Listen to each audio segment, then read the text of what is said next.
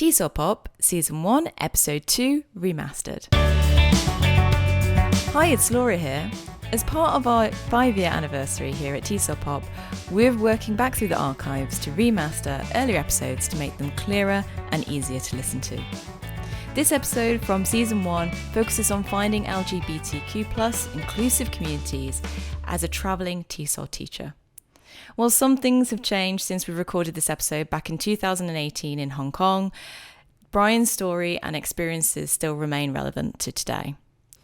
Let's jump in to join the conversation where I asked Eve why is it important that we discuss today's topic. I think it's obviously a really important topic, but I think questions very rarely get asked and addressed in a public way. I think we wanted to interview somebody to find out about what it is like living and working in countries where LGBT is perhaps illegal or discriminated against. So to help us today with our questions, we have our special guest, Bryan. Hello.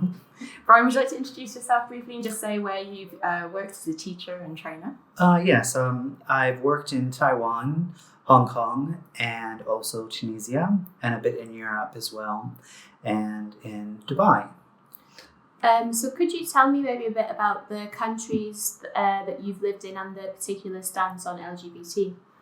Well, technically in Tunisia, there are organizations that are a little bit underground that do have a movement that do talk about, LGBT issues. However, the country itself, the government doesn't recognize LGBTQ rights, as to speak, and also same-sex activity may lead to some legal troubles for some people. Mm-hmm.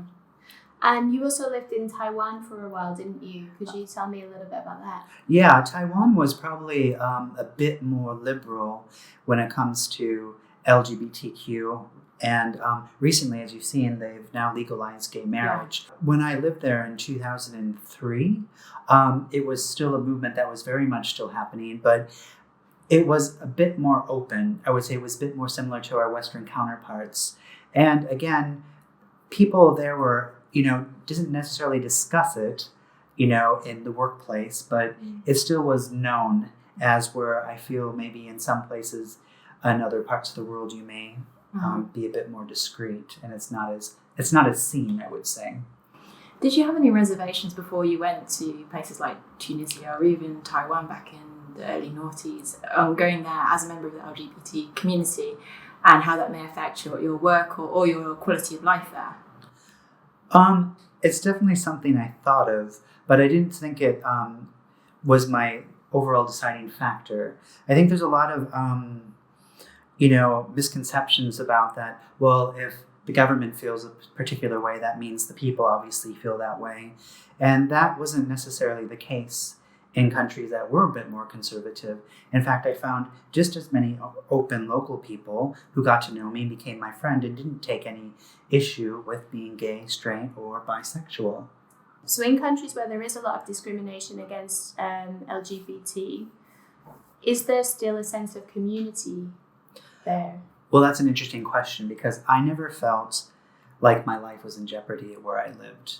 I would definitely not recommend going out and waving a rainbow flag in some bit more conservative countries. But fine, fair enough. That would go almost for anything, though, because you have to get certain permits to protest and you have certain channels you have to go through. And it's not really, I didn't feel that it was my right to say this is what you should do with your country. I considered myself a guest. If I had people around me that were supportive of me, yeah. And did we discuss issues? Did we talk about things? Did we talk about the problems in that particular place? Absolutely. Or the worries and concerns, yeah. So I never felt isolated where I felt like I didn't have a community around me. And of course, that can vary to country because, you can't just lump countries into one. Because what's a particular problem in one country doesn't necessarily mean it's another. Take the fact that in Tunisia, women work in government and drive cars and drive by themselves. In Saudi Arabia, they didn't at that time. And that's now just recently changed. But that was a problem in Saudi Arabia, not Tunisia. And again, I feel that, it kind of depends on where you live, what country you live in, and just automatically the people that you surround yourself with. But could you find any pro-LGBT events, for example? Yes, but they were very much underground. They were very much like, passed along, and they were held at people's homes, or they were held at like a bar that we happened to know that was a bit more mixed, and that the suspicion wasn't exactly, we weren't seen, if you will.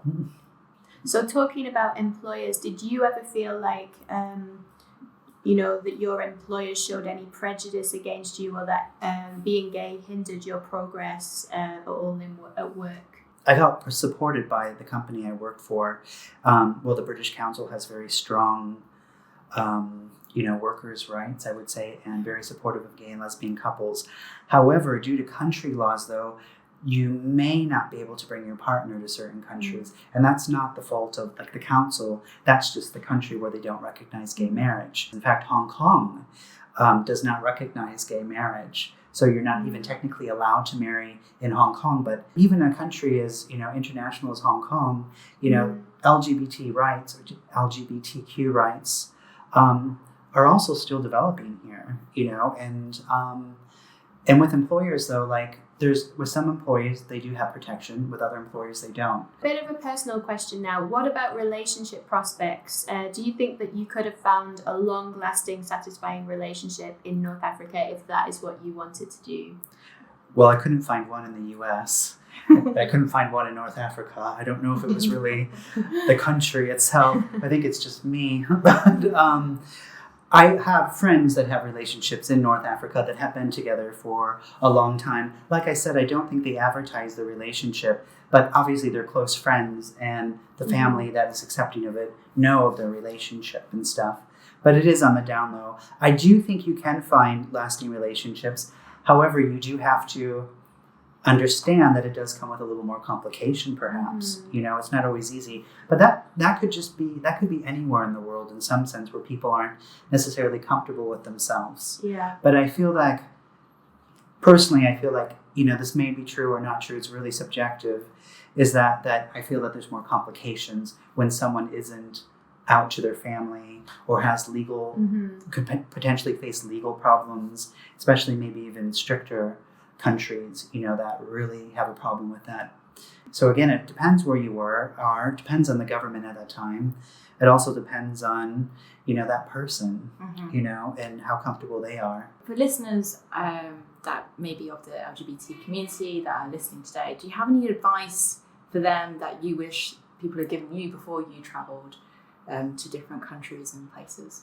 Yeah, I wish I had done a bit more research with organizations and clubs and researching the laws regarding LGBTQ rights in those countries. Also, I was very fortunate that I worked for such a good organization as the British Council at that time, because like I said, it was a very inclusive environment as far as LGBTQ is concerned.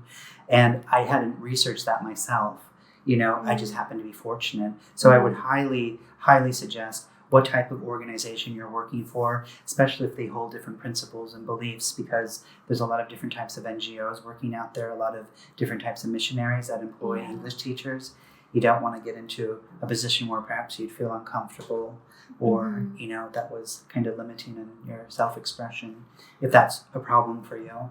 How would you recommend that they go about getting that information from companies? Is that just something that should be publicly available? It is. Usually, like the British Council on their website, they have it publicized, and we do not discriminate against this, and this. And, it's actually quite available. And it's something people, like banks, for example, even if you're not like HSBC, Goldman Sachs, they have very strong supportive LGBTQ, rights. So, and it's very much advertised, as we've seen over the past year with the coloured lions. That's true. So perhaps a way of going about that would be to ask the employer about their anti-discriminatory policies and how they ensure that they operate an inclusive environment in their company or school or whatever it is. And there's all these organizations too, like even underground organizations that post information about LGBTQ rights all over the place. Like when I thought about living in the Ukraine, I definitely researched that, because it was there was, definitely, I was a little bit worried about that. And it was really well available through the internet and through finding gay bars and finding, local places, you'd find a lot of information just on that through the local population, and also just through, like I said, your local gay bar tends to always have literature at the front door for it. So it's a good place to look. Great. I think that's some really good practical advice and some tangible things that people can do if they are thinking of going to live or work in these countries. So I'd like to say thank you very much to Bryan for coming in today to speak to us. A big thank you to Haven Sang for remastering this episode.